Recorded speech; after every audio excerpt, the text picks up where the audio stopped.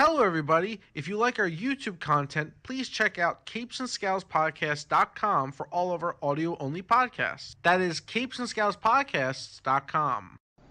Hey everyone, this is Tim, and I'm here to tell you what happens when a good writer gets a hold of classic science fiction tropes commonly found in anime. This is Old City Blues from Archaea Comics. The world of New Athens is a lavish cyberpunk domain even Akira would blush at. It is all here, from corporations that are probably evil to rebellion against a questionable police force. Throw in some Patlabor-style mech combat and you have the gritty Old City Blues. The reader follows a tried-and-true stellar cop who believes that there is much more to the cybernetics company that is the savior of the city in the wake of a wide-scale natural disaster. Car chases, assassination attempts, and a trip to the wasteland, that is the Old City, provide clues and plenty of suspense. So let's score Old City Blues. First of all, I'm going to butcher this writer's name. Writer, Gianni Migliani, is both writer and artist on this book, leading to a much more intimate flow of story. He borrows heavily from several genres popular in anime and manga to create a recovering world full of potential and secrets alike. I never felt like this comic stole too much from any other cyberpunk adventure. It felt more like a love letter to a genre that needed a little love. B. Art.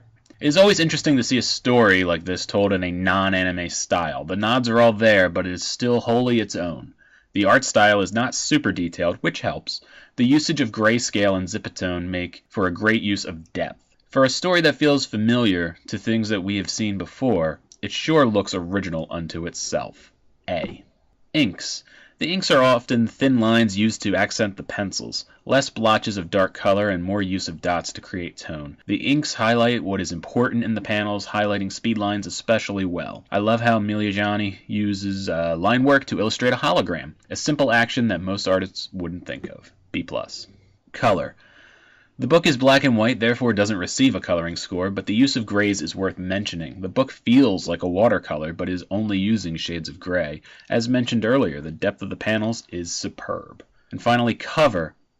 The cover isn't terrible. I like the black line work over a flat yellow background. That makes the image pop well. However, it is hard to convey so many genres in a singular image. The cover at first glance may give off a cop vibe to the story, but cyberpunk, which is the main theme, is lacking. Not that I could do much better. B.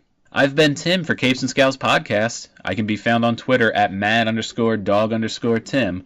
You can find all information on our content and where you can find it at CapesAndScowlsPodcast.com. Make sure you head over there and then head over to our YouTube channel next week for the new episode of Coffee Time with Olivia. Thanks for checking us out.